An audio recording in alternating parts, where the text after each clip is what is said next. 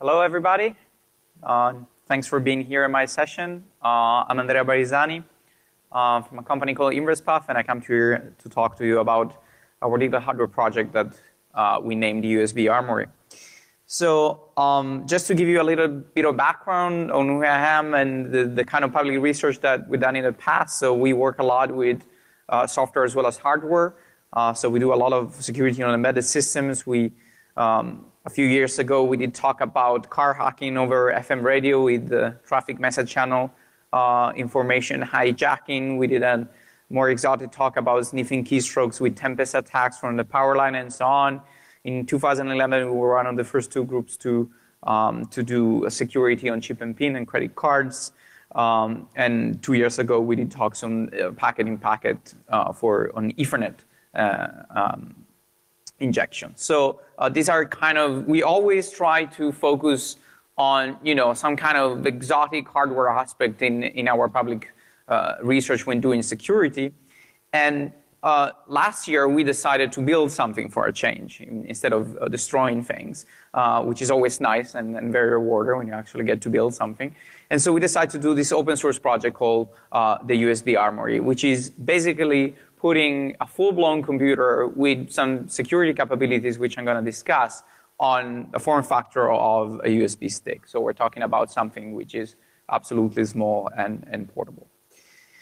So why did we try to take on this endeavor and to build this thing? So the very first concept for building such a device was to have open source encryption on a USB device, because you can buy some USB drives which have some proprietary encryption from some vendor, which they will tell you that they're going to encrypt your files in some way. But of course, we know that encryption which is not open source is not to be trusted, and these kind of devices, they can always be broken, and they basically provide no guarantee of anything. So the idea was to have something which can be open source, both in terms of hardware and software, and allow a transparent way to encrypt files on an external device. And once we thought about this idea, and once we slowly realized that it would be nice to just have a full computer on a USB drive, then more possibilities came up, such as having, OpenSSH client running on the device itself, having VPN tunneling, and so on. So, and the mass storage that we talk about is, we call it Enhancement Storage. So the capability of having some kind of arbitrary computer on such a small device that can run your code opens up a lot of possibilities. So for instance, why not having some kind of mass storage device which not only will encrypt your data with PGP or whatever you want, but it will also scan it for malware before actually storing on the micro SD card, which is on the device. So that was one of the ideas. And the idea started with emulating mass storage over USB, which is the normal protocol which you talk over your USB flash drive. But since we think of a device that can emulate any USB device, we could just show up as an Ethernet card and then have a web application which allows to do all of this kind of functionality, but with an additional layer of authentication. Because if you simply emulate a mass storage device, then you will just see the file system and you cannot authenticate to your key. And this would also allow us to do more rich functionality from a web application, such as uploading files somewhere and things like that. This, of course, opens up other possibilities, such as acting upon custom conditions that you can define, since the code that runs on the USB device is your own and can be arbitrary. So you could, for instance, decide to wipe everything that's on the device if a certain password is being entered or if a certain condition raises. It could be used if you would have this network connectivity from the device. You can use it for SSH proxy. So if you plug into a computer which you don't trust, or you don't want to have your SSH keys on your laptop, for instance, you can then connect to the USB device, and then from the USB device connect out, because emulating TCP/IP functionality over USB means that you can route it and it can access the internet and so on. So it can be a proxy for all of these kind of things. It could be a password manager, why not? Since you have the capability of doing encryption and running web applications on it, you can be any kind of password managers that you would like. It could be an authentication token for one or more protocols, and so on. So you get the idea. And there's one also other interesting feature about having this kind of device, that you can program the USB device to authenticate your host, which is something that so far I don't think we've ever seen. So you can have a device that, since it runs custom code, it can decide to act in different ways depending if the connected host is trusted or not. So you can show, I don't know, pictures of cats if the device is not yours, and then your super secret documents are only shown if your laptop is being connected. So things like this, which are simply not doable with single-purpose, proprietary specific USB devices. So all of these possibilities, which they all spawn from one single idea, we felt, this is a device that we would like to use. So we decided to develop it. And we set by the very beginning a few design goals in order to make something like this a reality. So it needs, of course, to be a compact USB powered device, so no external power supply. A USB host needs to provide enough power to power it up. We wanted it to be a little future-proof, so fast CPU and a generous amount of memory. We don't like, well, we do like, but for this specific application, we don't think a single-purpose specific device tailored for one use in terms of performance, it's something that would be a good choice. We think it should be something that allows to expand its functionality depending on what the user wants to do with it. It must have secure boot. This is, of course, a very important prerequisite. I mean, we need to provision the hardware in a way that only your code gets ever executed on that single unit. Otherwise, you can just swap the micro SD card or whatever storage that you have with another and do other functionality without you knowing. It needs to provide standard connectivity over USB, so TCP/IP ideally. And really important, it needs to have a developing environment which is familiar. There are a lot of embedded systems where maybe if you're lucky, you get a Linux distribution for it, a Linux kernel which is heavily patched by the vendor, so it's always out of date, and it's not a very comfortable developing environment. So we wanted this thing to run stock Linux, without too much trouble. And of course, open design, which means both in terms of software as well as hardware, everything needs to be as open as possible. So the first and most important thing while taking on on a project like this is selecting the system on a chip that you're going to use as your processor. In our case, we chosen the Freescale IMX53 for a few reasons. So first of all, it's a powerful ARM Cortex A8 core, so it can be clocked between 800 to 1.2 gigahertz, depending on 800 megahertz to 1.2 gigahertz, depending on the specific model that we have, which I think it's pretty fast for a USB dongle. Almost every datasheet and manual is public, so especially the one for secure boot is public, so there's no NDA required, which we think it's important. The datasheets are okay. They're not great. They're better than other vendors, a little worse than others, but they're okay, so that's good. It provides supports for Armory Trustzone, which I'm going to discuss about later on. It has secure boot and secure storage and secure RAM for dedicated cryptographic operations. There's a detailed power consumption guide available, which was very important for us into assessing if we would actually be able to power this thing from USB only. And very important is an excellent native support. So we can run Debian, Ubuntu, FreeBSD, and Android stock with no modification required. And there's a good stock and production support guarantee. You don't want to commit to a design and then figure out like a few weeks after that maybe your part goes out of life and you cannot produce it anymore, because that sucks and you waste a lot of time in the process. So knowing that there's good stock for this specific system on a chip also weighs heavily on the choice. It is a fairly complete system on a chip. It has 80% of things that we don't use at all for this purpose. We have CAN bus controllers, LCD display controllers, a lot of things that we just don't use. But it also has the features that we want for this specific device. And it features Truston with an implementation which is actually well done. So what is Truston?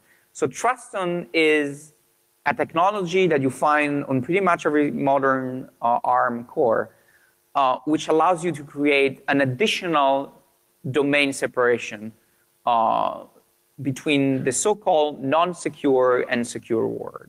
So traditionally, on an ARM processor, you have your user mode applications, you have your privilege mode, which is where let's say, the Linux kernel lives, and that's basically the separation that you can have between user space and kernel space.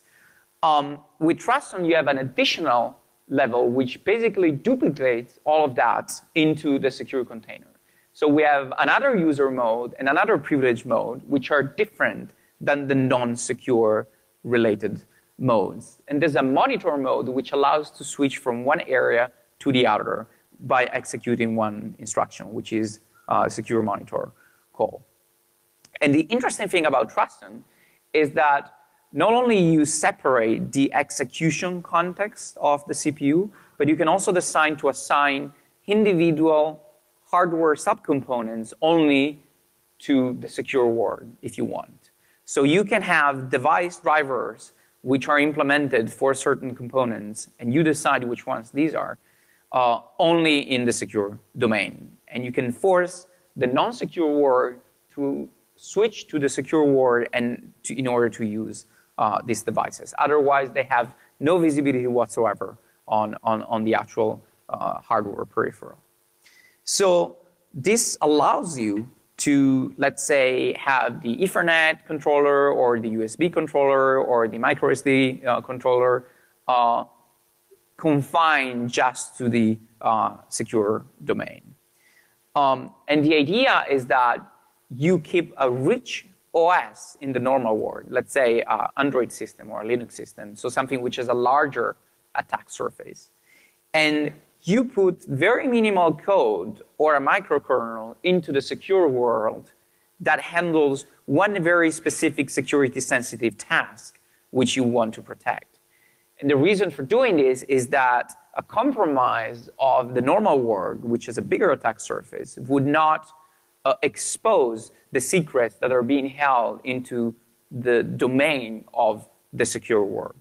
Because the hardware which the secure world is handling, it's not simply cannot be accessed from the normal world. And also the memory and the execution context are completely separate. So unless there is a error in the implementation between the intra-world communication, then those two domains are completely separate. I'm going to explain a little in detail how to leverage on Truston. Once we set these goals, so we wanted to use Truston, we wanted to use this specific system on a chip and so on, we decided to develop the schematics for this board in March of last year.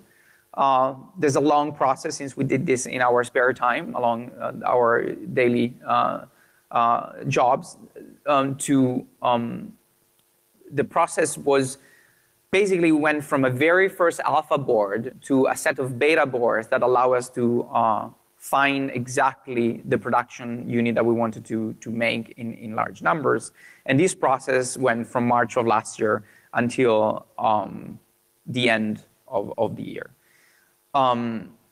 So we were able to go from schematics development to first production in, let's say, little less than 9 months. And we just began shipping of these units. It is completely open source. So the hardware, the schematics are completely open. They're all made in KiCad, which is an open source electronic design tool. We thought it was important not only to make the design open, to release them under our open license, but also to make them accessible to people that are into open source hardware. Of course, if you publish a design in a commercial software, it will cost, I don't know, $20,000. That's not really accessible to most people. So we use an open source design software specifically for this. And also the actual software that we're publishing, the applications for this device, are also open source. we put the IMX53 on it. It's completely USB host power. We put a micro SD card slot for storage. We have an LED, which can be assigned only to Truston, which we use for secure mode detection. So it's a nice way to use Truston and show that if the LED goes on, actually the secure word is taking over. So if a password is being prompted in that specific time and the LED is on, for instance, you know that Truston is being executed. So it's kind of nice to have this kind of feedback. We put a breakout header so that GPIOs, serial port, SPI, I2C are broken out. And again, we managed to match our design goal to run native Linux on it. So Debian and Ubuntu, for instance, can run without any modification whatsoever. And it can be used for any kind of USB device emulation. Now, there's an interesting thing. While we initially planned this device to be used in device mode, it can also be used in host mode, so in a completely standalone mode. So here you can see that by creating a female-to-female connector, USB connector, we can plug a keyboard, a mouse, a hub, a wireless card, and a USB display, and we can just use it as a completely standalone computer, which is now browser on a completely random page on the internet right there. And so at the very beginning, we thought we couldn't do this because we drive the ID pin of USB to the ground because we didn't think that this could actually be possible. But the USB controller on the system on a chip doesn't care about that. We can just politely ask to it to be in host mode, and it will happily be in host mode. And we developed a female-to-female connector that just bridges the two ports, and this allows you, in combination with the micro USB port, to provide power. So you can power the USB Armory, and then you can attach any USB peripheral on the other side. So in this example, we just attach wireless to the device. So in completely standalone mode, which we think is kind of cool because then you can take it out and then you can also plug it in a laptop and use it as a device. So it's up to you. So I would like to talk about a little bit about the actual development process that went on into doing this kind of hardware. So one of the challenges, the main challenge into doing this kind of hardware is that it is not really easy or almost impossible most of the times to prototype this hardware on your own. And one of the main reasons for this is not only the size of the components and the density of the components, but also the fact that you're dealing with BGA components, such as the system on a chip and the RAM. So BGAs have a package where they have all of these tiny balls underneath that they're actually used for soldering. And it's not very easy to solder that on your own. You can, but it's a very tedious process, and you end up making a lot of mistakes. So it's definitely not ideal. So one of the things that we thought of, we said, let's try to be smart about this. We wanted to develop a breakout box for the system on a chip. So a board that would allow us to break out every one of those little balls so that then we can power up the system on a chip and do prototyping in the conventional way without the DDR memory. That actually is not strictly required when doing prototyping, because we could either use the internal memory or other ways anyway to push our code on it. So when you deal with BGA, so what you do, you have a so-called fan-out patterns where you just have, so all of the red dots there, they match the actual ball, which is going to land on the board. And then at 45 degrees angle on each quadrant, we just put a so-called via, which is basically like a through hole which goes through the entire PCB, which then allows you to put a trace. So in this case, we develop a board where all of these BGA balls are just broken out with traces that then go to external pin headers that we can just access. And to not risk making the wrong soldering on the board, we also acquire a custom socket that allows us to clamp the system on a chip without actually soldering on the board. So just with the right pressure, you have a torque precision screwdriver, and then you put the sock on it. And then you can access all the single pins or pads of the system on a chip. Now, this felt like a very good idea at the time, but lessons learned, number one, it was actually completely useless. And one of the reasons, this is why we have Darth Vader, which killed the Admiral, because he failed him for the last time. And this is actually what I did when we saw that we couldn't get this done. So after several attempts of soldering by hand the power components for powering up the system on a chip, we realized that the tolerances for actually having stable power rails from the power regulator to the system on a chip are so high that it was almost impossible for us to just solder this on our own. We needed an actual PCB for doing this. And if you need a PCB for the power component, then you might as well put the sock on the same PCB, and then you might as well put the memory on the same PCB. So we realized that it was just best to just go and prototype the real thing on a real PCB and having a sample. So this effort was actually, the effort of being smart was actually kind of useless. So this is like a superstar destroyer, something expensive, big, but it's a big piece of junk that nobody wants.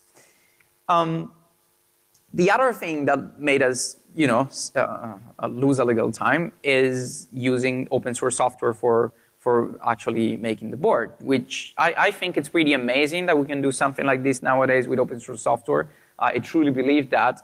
But having to route the traces from the system on a chip to the memory with KiCad was a little bit of a pain, because all of those traces, they need to be exactly of the same length. And if the tool that you use that doesn't help you into doing that, you will end up losing 2 weeks of your life into making sure that all of these traces are of the exact length. Especially when making the actual hardware is expensive and you cannot just ask for one board, you really want that all the tolerances and distances are very, very, very small. So we went to have all traces of exactly the same length. So we know margin there. And these are the traces that we use on 2 layers from going to the saw to the run. Very recently, KiCad announced support for length match tracing on these kind of traces. So I wish I had that last year, but at this point in time, I think it is actually easier to do this kind of process, and you don't have to do it manually. On the other hand, the 3D view of KiCad works excellent. It's very nice. It's not very useful, but it is way better than most commercial software, to say. So this is one thing that the open source software gets much better. So this is the alpha board that we first produced, which luckily worked right away. So there were only a few changes that we needed to do. So it had a JTAG connector that would allow us to debug the state of the CPU in case something would go wrong. We actually didn't end up using it, but it works just fine. On the final revision, we have the paths for JTAG. They're actually on the board, on the bottom of the board. So if someone wants to use JTAG for doing whatever, then it is still possible to do. And I think, again, it's pretty amazing that this can be done completely with open source software, and that in the size of that now we can have a full computer which is more powerful than a Pentium 2, which was that big. I think it's pretty amazing. We come a long way in terms of open hardware. So we had the alpha board there with the JTAG connector. We actually made 7 different beta revisions in the same panel. So we produced them all at the same time.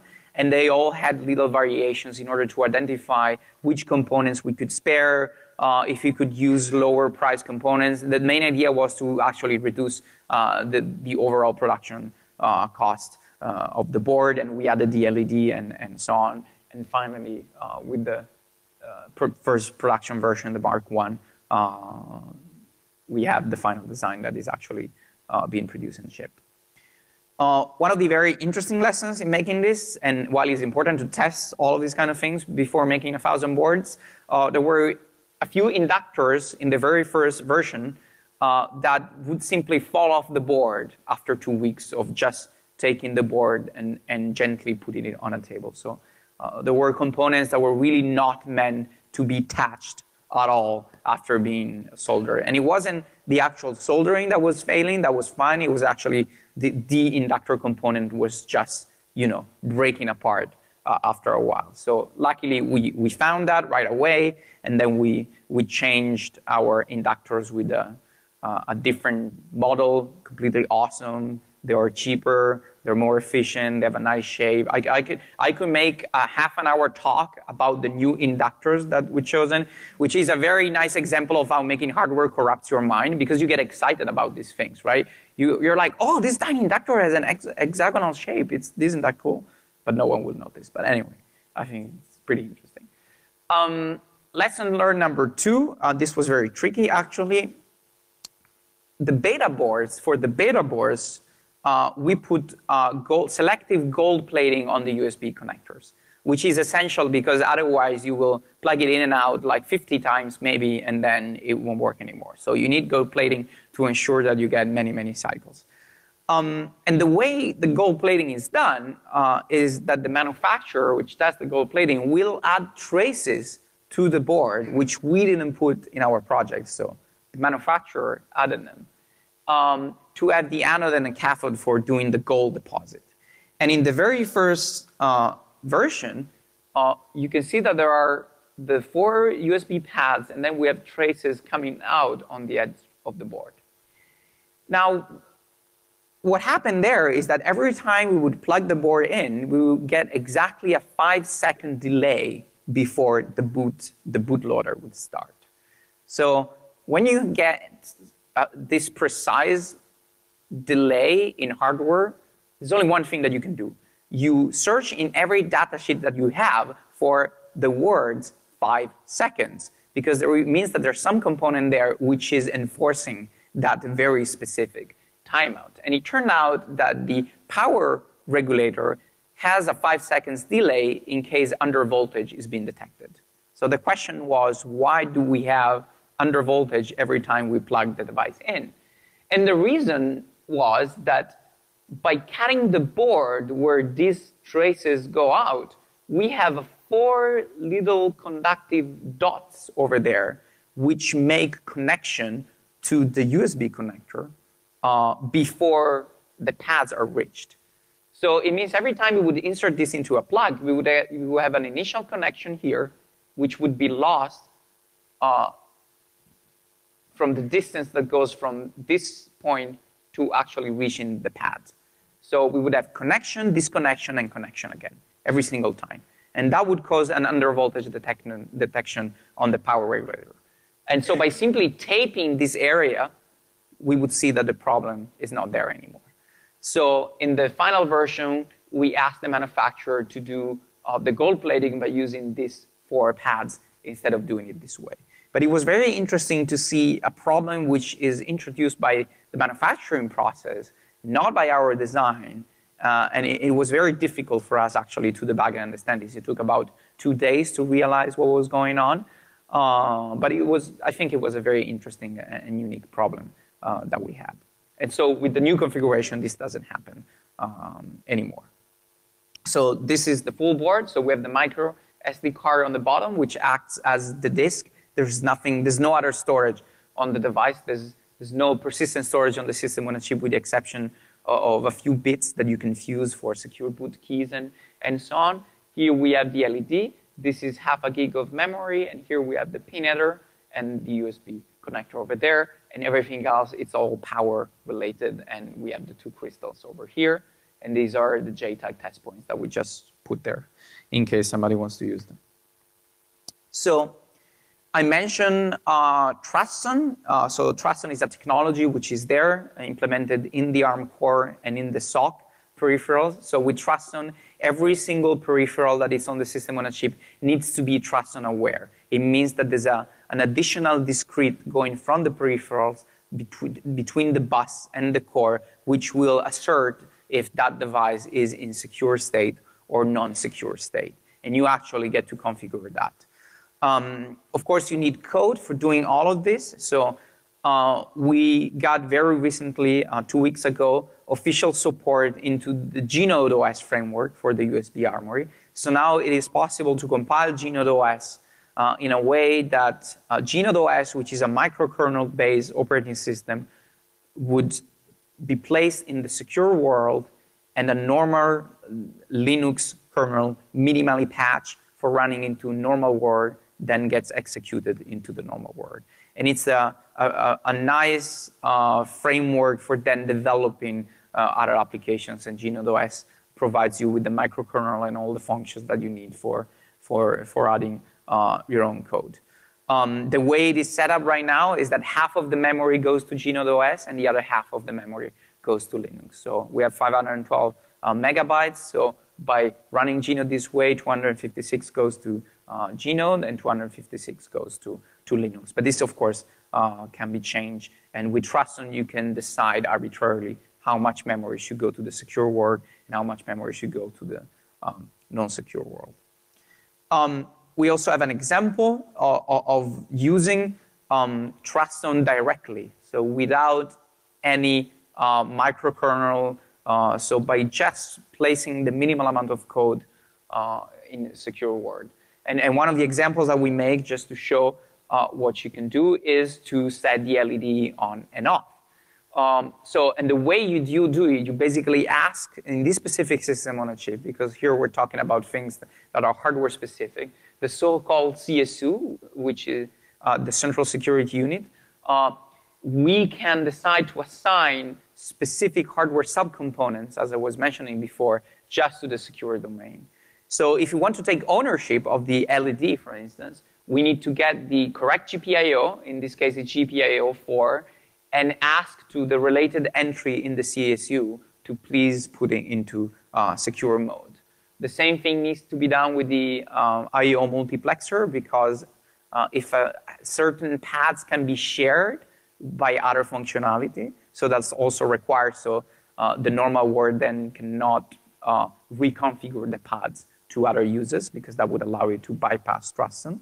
And then we do other things that didn't fit in a single slide, of course. We can also decide to use the internal RAM of the system on a chip, just for the secure zone, for the secure word code. So if the code can use the, let's say the 256 kilobytes of RAM, which are in the system on a chip, then you don't even need to take something away from the 512 megabytes of the DDR, which you can entirely give up to the normal world. And then we have the secure monitor handler. So the secure monitor handler is the piece of code which will be executed in secure world as soon as the normal world decides to raise the SMC call, which I showed you before. So with Truston, you can either decide to time share the two words. You can have an interrupt which will context switch between the two domains constantly. Or you can also decide to have the secure word silent and sleep in there, and then the normal word would just switch to the secure word whenever it needs to. So both approaches can be used. But in any case, we will go through the secure monitor. So this secure monitor is really simple. What it does, it compares if the word in the R10 register is cafe in hex, and if it is, it will just go to the SMC handler. Otherwise, it will go back to non-secure. And in the secure monitor handler, what we just set the direction of the GPIO, which is related to the LED, to output, and then we just toggle its state. So with this code, every time we would jump to secure code, we would either switch the LED on and off depending on its previous state. And this is the code that runs into Truston and then into the normal world. So this is an example for a Linux kernel module. This is the function beg for LED switch.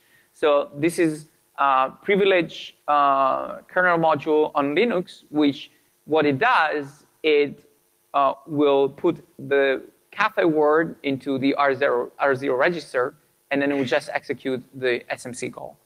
So by executing the SMC call, right away we have a context switch to the secure word, and then the secure word can decide to inspect all the registers and decide to take action. And so in this way, from the normal word, we switch to the secure one, and we ask for the LED to be turned on. Of course, this is the most trivial, the simplest possible implementation of an example of Truston support, and it's not really useful. But you can think that in the secure world, you can put arbitrary code of your choice. So you can put encryption, decryption, You can put control of the hardware, which can then be requested by the normal world, and the secure world can decide upon whatever condition that you might like to act upon that request or not. One of the other things that we develop, of course, is because even if this is a standard Linux computer, so any software that's out there that can be compiled for Linux on ARM works. So there's nothing special about it. Think about any Linux distribution, any software that can run on it, it can also run on the USB Armory. But nonetheless, we wanted to, we think it's very important for certain security features to be easily available to anybody that wants to use them. Even file system encryption doesn't necessarily need to be used only by people that know what SSH is and stuff like that. So we wanted to make file system encryption easy to use on the USB Armory and possibly other devices. So we developed an application which is called Interlock, which is an open source file encryption front end, which while it has been developed for the USB Armory, it can of course be used on any other device. There is nothing which is specific to the USB Armory in this software. It's open source, and what it does, it provides a web-based file manager that can be used with the Linux Unified Key System encrypted partition system. So the idea is to have a front end that easily allows you to unlock and lock an encrypted partition running on the device, and then to also perform additional symmetric or asymmetric encryption on the files that are stored on the encrypted partition. And also, it provides, by using the Lux system, it provides some nice features like disposable passwords. So passwords that can be used only once, and even if they are intercepted in the moment of use, they are disposed right away, so they're useless after that. Or things like the nuke option, where you can just have a specific password, and if you type that, it will completely erase all of the files that are on the encrypted partition and make it unusable. So we're kind of falling back to the first example and the first original idea that we wanted to implement on this device. And this is the software that we hope will allow us to implement all the functions that we want. The design goals for this application were a few, but simple but important. So we wanted to have a clear separation between the presentation layer of the web application and the server layer. This is for multiple reasons. So first of all, we developed in the past and we audit all the time a lot of different web applications developed with all kinds of frameworks. And we realized that every time you develop a web application, no matter which framework you're going to use, at some point you will have to touch HTML and JavaScript. There's no web application framework that completely abstracts that away. Because even if they try, at some point you will need some functionality which it's not there in the framework, and so you need to know all these things. So we wanted to completely delegate the presentation to pure static HTML and JavaScript, which gets loaded by the browser, and to have the server side as a complete independent server which just implements a clear API between the two layers. And having a clear API between the two layers also helps in auditability, because you can see exactly how the server side is being used. And that's where your security domain is, the presentation and the server. So by defining an API, which is very well defined and simple, and having the presentation layer done in pure HTML and JavaScript, we think it suits well these kind of applications. And also the server can have a minimal footprint. I mean, this device, of course, as I mentioned before, is very powerful, but we still want to have a single nice binary that we can run without too many dependencies. So it was also important for us to have a minimal footprint on the USB Armory itself. And we want to support, as I said, Lux encrypted partitions, and then at least support OpenPGP for asymmetric ciphers. And for symmetric ciphers, we chose an AS256 OFB, but of course we can expand and implement more ciphers in the future. So the application works this way. We have the client browser, which loads from a web server all the static content, which is served statically, so there's nothing special there. And then we have the Interlock server, which implements a JSON API. So the JSON API provides multiple features. This is just a basic example. So the client browser logins with a JSON request. If the right credentials are being passed, we unlock the encrypted partition right away. So the authentication process of the tool is directly tied to the encrypted partition. That's the way we authenticate the user. If the user can unlock the encrypted partition, then we consider it to be a valid user. And then we respond back. Then we can ask, for instance, to encrypt a file which is already present on an encrypted file system. But let us say that we need to download this file and then share it with somebody. So first of all, when we log in, we can also decide to dispose of the password as soon as it is being used. So even if someone is intercepting that request, then the password cannot be later on used to unlock the encrypted partition on your device if it gets stolen, for instance. We can ask the Interlock server to encrypt the file. So this is completely done on this device. That file never goes, it is never transmitted to the actual, to your laptop or to your host computer. And then we can download the encrypted file from the application.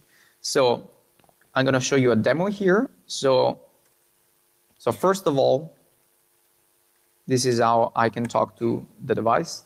So now I just SSH'd into my USB device, which I think is pretty cool.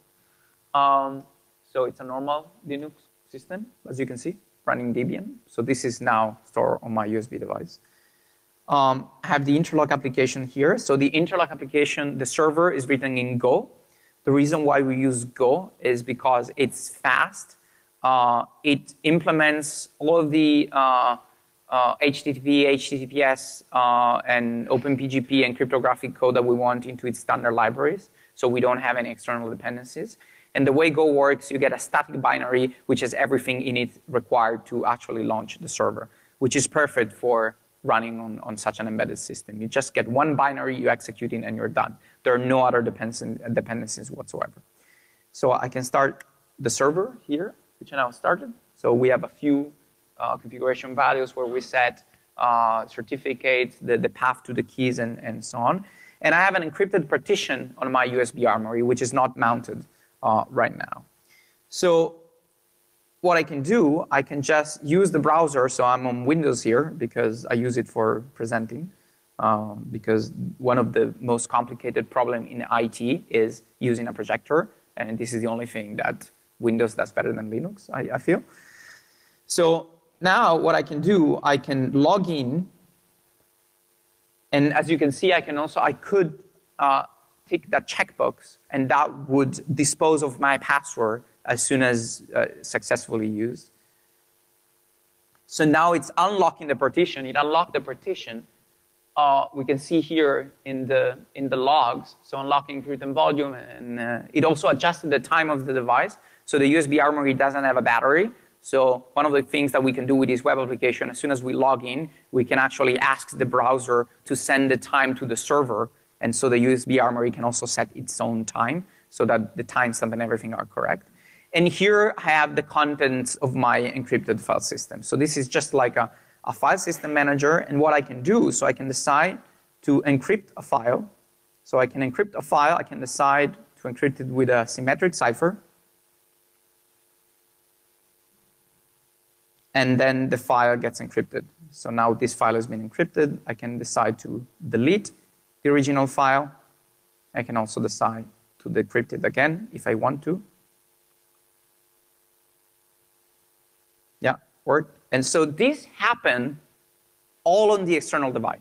So my laptop doesn't know anything right now about all of these files. It's just being used as a client for this application.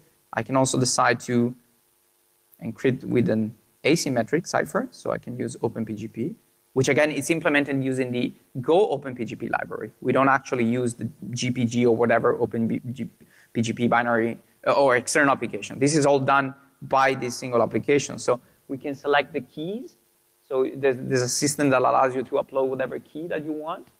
So now I encrypted it with PGP, and I can also decide to decrypt it. So I do have the secret key for that here.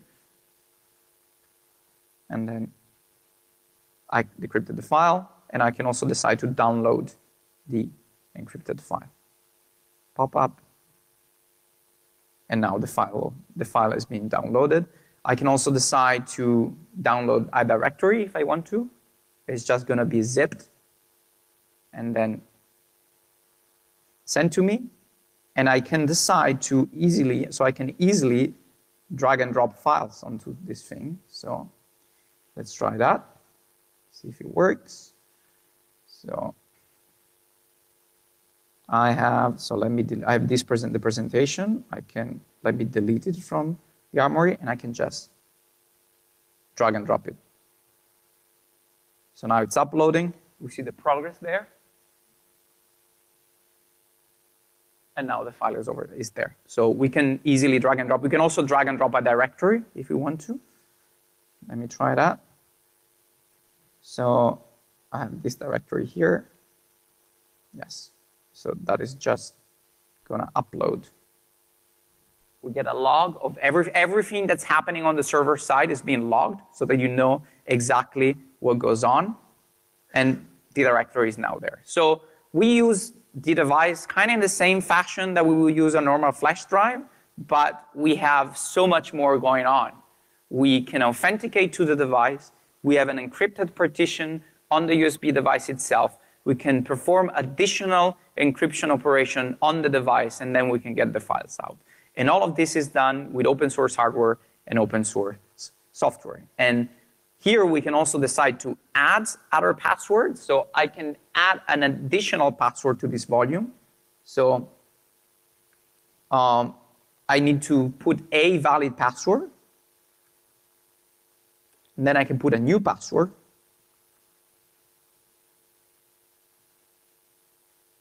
So, and now I provision the encrypted partition with an additional password. And so you can have a disposable password. So you can have a master password that you remember, and you can have a disposable password. And then every time you use the disposable password, you can add one again, or then you can also remove a password and so on. If you remove the last password, the last valid password, then the encrypted file system is permanently locked out, and you cannot access it anymore. And if I log out from the application, now the encrypted file system is locked. So on the device, actually, it's not mounted anymore. One of the other things that I can show you right now, of course, I'm running on Windows. I can also decide, so I have an X server running on the USB Armory. So one easy thing that you can do is you can simply use it as a Bitcoin wallet if you want to. And there you have it. So this is a Bitcoin wallet, which is running on Linux. This is an Electrum 2.0. I think it's written in Python. And it's just being exported. Its graphic is being exported, tunnel over SSH, and exported to the X server running on my Windows machine. So setting up this example took 10 minutes once we had the hardware. So I think it's another use case for having a computer which is this powerful on such a compact form factor. You can pretty much implement all kind of other functionality on the device. Where's the presentation? Yeah. So that was my presentation about the USB Armory and the software. The software has been, the Interlock software has been published very recently, a few days ago. So it's available on GitHub as with all of the schematics and sources and design files for the actual hardware. And we hope to get feedback about the tool. If new functionalities require new encryption ciphers or more exotic capabilities, I mean, we'll be very happy to implement it. And yeah, thank you very much, and I'm ready for questions.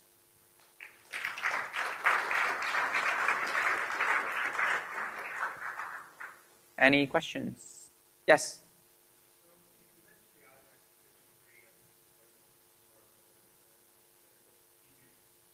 Yes.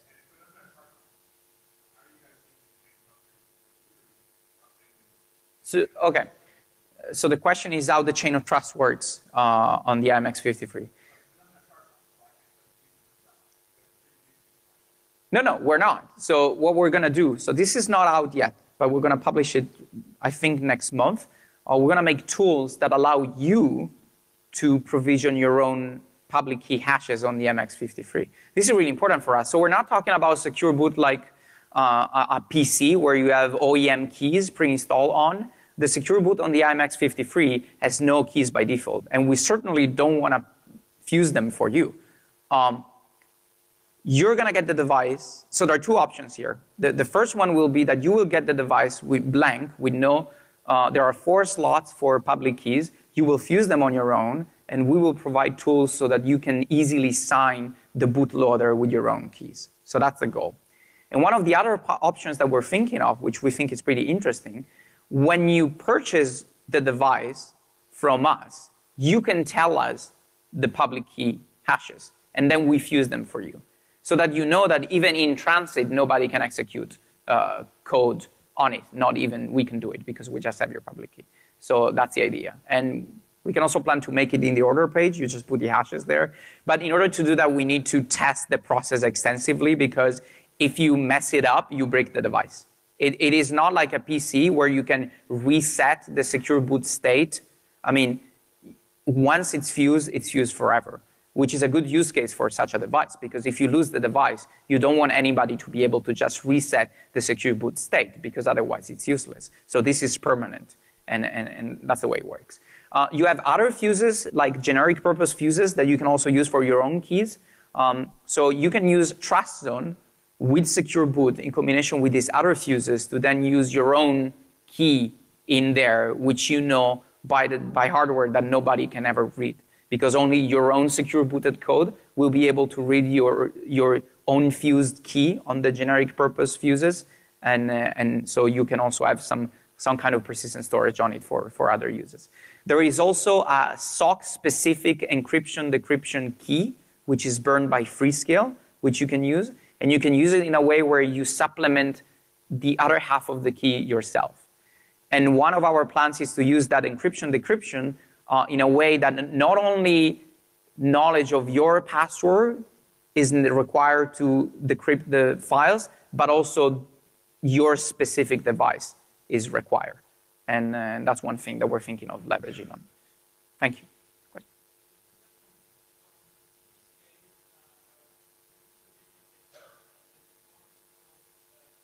No, there are no default certificate on it. The only thing that's provisioned on it by default is a minimal ROM, which is the one that actually has to detect if you're booting from USB or from micro SD card and so on. The secure boot has no private content from Freescale. The only thing that Freescale provisions is a symmetric key for encryption-decryption on the security coprocessor, which you can decide to use or not, if you want.